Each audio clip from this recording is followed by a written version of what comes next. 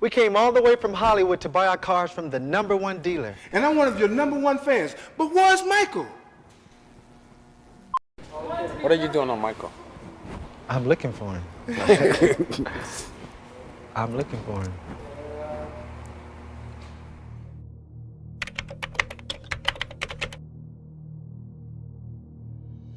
This was supposed to be Michael Jackson's month, the premiere of his most expensive video ever. But now he's been sabotaged by his big brother. The television premiere of Michael Jackson's video Black or White from his long-awaited Dangerous album exploded in controversy over scenes of violence and sexual innuendo. The scenes were cut the next day, but was it a publicity stunt? The same question was raised when brother Jermaine released his new album, You Said, at the same time. But what he claims shouldn't have come out was a single called Word to the Bad, which seemingly slams his famous sibling. Radio stations are playing it every hour, back to back with Michael's new single, Black and White. And according to a spokesperson for the station, Jermaine's song is getting a better response than Michael's. I'm sure Michael would like to go to Jermaine. Promised I'd play you the brand new Jermaine Jackson record, and here it is. Jermaine heats up the sibling rivalry with this early version of a song called Word to the Bad. Turned up at radio stations in Los Angeles and New York. Listen to the lyrics.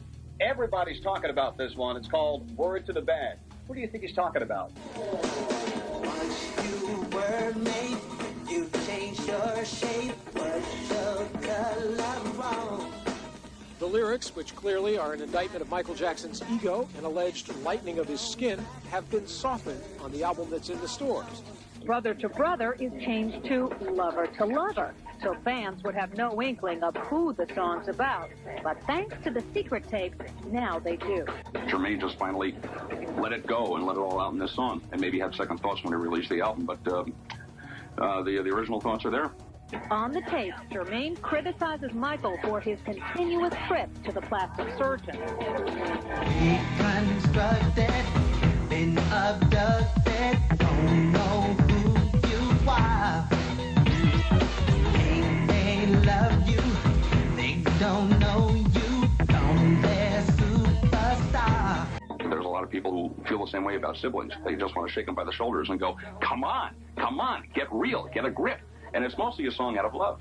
Bitter Jermaine, second banana in the old Jackson 5. He criticizes Michael for everything, from lightening his skin to being plain weird.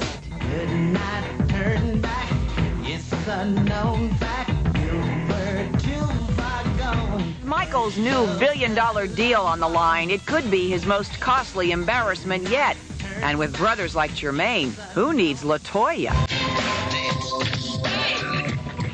When Michael became very successful, Jermaine was very hurt by it, and he didn't like it. He created one of the earliest family riffs in 1975 by staying behind at Motown Records when the group changed labels. Jermaine was married to Motown founder Berry Gordy's daughter. Word to the Bad may be a top 10 hit in more ways than one. Could the recording have been leaked as a publicity stunt? Especially with the upcoming release of Michael's new album and short film, trumpeted by this David Lynch-produced promo. I don't know if it's definitely a publicity stunt. It would hurt the family. They're in so much turmoil as it is now. It definitely is a message song, and that's the bottom line with it. Throughout it all, the two most famous Jacksons, Michael and Janet, remained silent, but the rest of the family seemed determined to air its dirty laundry and prove true that old adage that success does not buy happiness. Yet another famous family with a lot of unhappiness. The highly critical song was never intended for release, but was mysteriously leaked to the two radio stations last weekend. Jermaine Jackson is with us on the line now from Sherman Oaks, California. Jermaine, good morning. Good morning, Brian. First of all, how'd this record get out? Any ideas? I have no idea. Who'd have reason to leak the record, Jermaine? Who'd have something to gain from doing something like this? I really don't know. I really don't know. The song hadn't leaked when we talked with Jermaine, but he's resigned to competing with his younger brother. In our family, there are so many albums coming out, and sometimes we run into each other, and I guess we all want it to be out at this time of year. We support each other. It's very important for us all to do well. Let me run a popular theory by you. There are a lot of people who believe, hey, this is not coincidental, that this all comes about as Michael's song, Black and White, is also about to be released, and that as a result of all of this, what's going to happen is your record's going to sell more than it would have, and Michael's won't sell any less. Brian, who's all saying that? It's not true. If this was a publicity stunt or whatever, I would have called my album Word to the... I would have done it up right. I would have called my album Word to the Bad. I would have stuck it out there, and I would have stood by. Yes, I wrote the song, and I wrote it from my heart.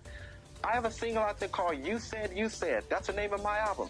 There's no way this was a publicity stunt. It leaked out. It's out there, and I got to deal with it. Why'd you write it in the first place? I wrote it in the first place, Brian, because I was angry during the time. Michael's my brother, but I was angry. We're creative people. I couldn't get to him, so I put it in a song. You know, my frustrations, I put it into words. But we didn't sit down and say, well, we're going to write a song about Michael. We just wrote a song, and it just happens to be taken. You were mad enough to write these lyrics, but you changed the lyrics before the song was actually released. Yeah, because I felt that no, I spoke to him, and then I said, Michael, I did this song about you. So you meant for him to hear this at some point. You meant for him to hear about the song. Jermaine, the words are, you changed your shade. Was your color wrong? Do you resent the manner in which your brother has changed his look so as to minimize his black features? Reconstructed, been abducted, don't know who you are. Yeah. Did you feel that way? That he didn't know who he was? That he was... Basically, I felt that he was missing something. He wasn't communicating. And what was very hurting to me was the fact that a bit of the communication thing wasn't where it was, and I wasn't getting to him as soon as I. You mean he wasn't returning your phone calls? Well, it's just that he was working on something, and it's really when you really get down to the bottom of it, it's really not him; it's the people around him. The song is not about one or two lines. The overall message of the song is a healing process for myself, my relationship with my brother. It's pretty much of the public sometimes who wants to create rivalry and this and that. But what we try to do is just do our best. And when we come together as a unit, that's when you really see that it's a family unit. Were you ever jealous? So it was okay with you when your little brother went out front? Perfectly okay, yeah. Jermaine, as I think you know, on this program last September, your sister LaToya said, Jermaine is definitely jealous of him. I mean, it's very blatant that he's very jealous of Michael, or anybody that succeeds in that matter in the family. That's ridiculous. Who has not had success in my family? We were the Jackson 5. Every song Michael sung on, I sung on. We helped build what's going on right now. It's not about that. It's about family, Brian. That's the most important thing here. How would you characterize your relationship with him, Jermaine, with Mike? Well, we've spoken since all this has happened, and we're fine now. Once the song came out, we talked and we spoke and everything, and I said, Michael, we have to talk because family is very, very important, and I love you. We started together, but I was very upset. We have to make time, and like I say, I'm not blaming Michael for what has happened, his schedule, and this and that. He's a very successful person. But still, we're family, and that will always be there.